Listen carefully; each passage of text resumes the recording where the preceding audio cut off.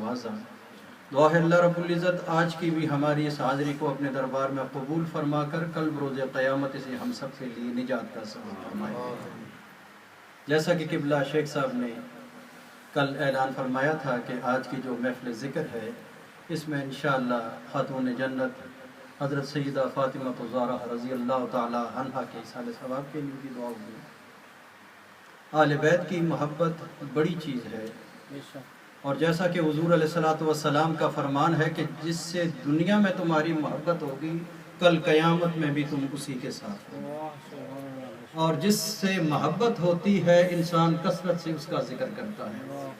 آل بیت کی محبت تو بڑی چیز ہے، اگر ان کے تعلق کی وجہ سے کسی سے محبت کی جائے تو اس پر اللہ رب العزت کتنا اجر اور ثواب عطا فرماتا ہے۔ ربیع بن سلیمان اپنے وقت کے بہت بڑے امام گزرے ہیں۔ حج کا زمانہ آیا، حج کی تیاری کی، اور ایسا دور نہیں تھا کہ 2-3 ہفتوں میں انسان جا کے واپس آ جائے، 6 مہینے حج کے لیے تیاری کی جاتی تھی۔ جب قافلہ نکلا، کوفے کے مقام پر قافلہ آ کر رکا، آپ چہل قدمی کے لیے باہر تشریف لے گئے، دیکھا ایک عورت ایک مردار کا گوشت کاٹ رہی ہے۔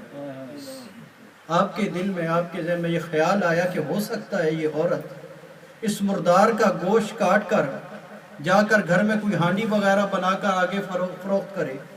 یہ ایمان والے کی شان ہے کہ جب برائی کو دیکھتا ہے تو اس کی کوشش ہوتی ہے کہ وہ جڑ سے اس کو نکالے۔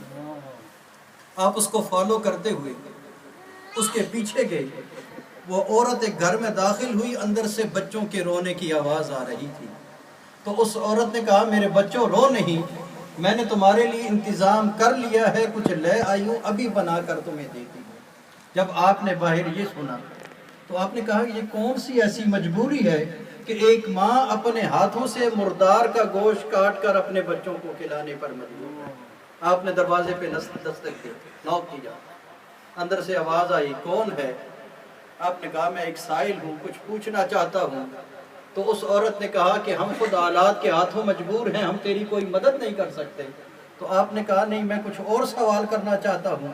جب وہ بی بی دروازے کے قریب آئی تو آپ نے کہا بھائی میں نے اپنی آنکھوں سے دیکھا ہے اس طرح تو نے مردار کا گوشت کاٹا ہے، اور میں نے اپنے کانوں سے سنا ہے کہ تو اپنے بچوں سے کہہ رہی ہے کہ میں تمہارے لیے بنا رہی ہوں کچھ، تو یہ مجبوری کیا ہے؟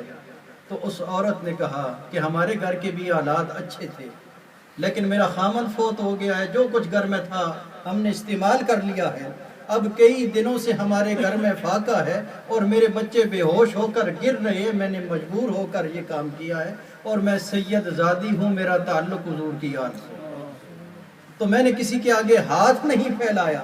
جب آپ نے یہ سنا کہ ایک سید زادی دنیا کے حالات کی وجہ سے اتنی مجبور ہے کہ اس کے بچوں نے کئی دن کھانا نہیں کھایا، آپ کی آنکھوں سے آنسو آ گئے۔ آپ نے کہا جتنا اور صبر کیا ہے تھوڑا سا اور صبر کر لو۔ آپ کے پاس جتنے پیسے تھے آپ نے اس کو پیش کر دیے اور کہا کہ اس سے جا کر اپنی ضروریات کی چیزیں لے آنا، جب ختم ہو جائیں تو اللہ مسبب الاسباب ہے، وہ سبب پیدا فرما دے گا۔ اب آپ نے حج کا جو آگے سفر تھا وہ ارادہ ترک کر دیا، جو کچھ تھا آپ نے اس عورت کی، اس سید زادی کی خدمت میں پیش کر دیا۔ کتابوں میں آتا ہے کہ جب قافلہ دوسرے دن جانے لگا تو لوگوں نے کہا حضرت چلیے، آپ نے کہا نہیں آپ لوگ جائیں۔ جب لوگوں نے کہا حج اتنے دور سے آپ آئے ہیں، اتنا سفر کر، آپ نے کہا میں سب جانتا ہوں لیکن میری کچھ مجبوری ہے، میں آگے نہیں جا سکتا۔ وہ سارے چلے گئے، آپ وہاں رکے رہے کوفہ کے اندر، اور جب رات ہوتی آنکھوں سے آنسو جاری ہوتے، کہتے اب میرے دوست طواف کعبہ کر رہے ہوں گے، اب مقام ابراہیم پر نفل ادا کر رہے ہوں گے، اب زمزم پی رہے ہوں گے، اب صفا اور مروہ کی سعی کر رہے ہوں گے۔ اسی طرح دن گزرتے گئے، جب حجاج کرام واپس آنے لگے تو آپ ان کے استقبال کے لیے کوفہ شہر میں باہر گئے، تو جس کو آتے دیکھتے اسی کو کہتے تجھے مبارک ہو، حج مبارک ہو، اور جو آپ کو دیکھتا تو آپ کو کہتا آپ کو بھی حج مبارک ہو۔ عجیب کیفیت ہے، جس کو بھی حج مبارک کہتے ہیں آنے والا آپ کو کہتا ہے کہ حج مبارک ہو۔ ایک دوست آگے بڑھا، اس نے کہا حضرت جب حضور علیہ الصلوۃ والسلام کی خدمت میں آپ سلام پیش کرنے کے لیے جا رہے تھے، باب جبرائیل سے داخل ہو رہے تھے، تو آپ نے مجھے یہ تھیلی امانت کے طور پر دی تھی، واپس کر دیا۔ آپ نے اس تھیلی کا منہ کھولا، اس میں کچھ اشرفیاں تھیں اور ایک تحریر لکھی ہوئی تھی کہ جو ہم سے سودا کرتے ہیں، جو ہم سے تجارت کرتے ہیں، جو ہم سے بزنس کرتے ہیں، کبھی بھی ان کو نقصان نہیں ہوتا، ہمیشہ نفع ہی ہوتا۔ اسی کیفیت میں رات ہو گئی۔ وہی سوچ ہے کہ یہ لوگ کیا کہتے ہیں، عجیب کیفیت ہے، میں حج کے لیے گیا نہیں اور سب یہ کہہ رہے ہیں کہ حج مبارک ہو۔ آنکھ بند ہوئی اور مقدر کا ستارہ چمک اٹھا، حضور علیہ السلام خواب میں تشریف لائے۔ حضور نے فرمایا، اے ربی، اور کتنے گواہ پیش کروں کہ تو نے حج کیا؟ عرض کی، آقا آپ تو جانتے ہیں کہ میں یہاں سے آگے گیا نہیں۔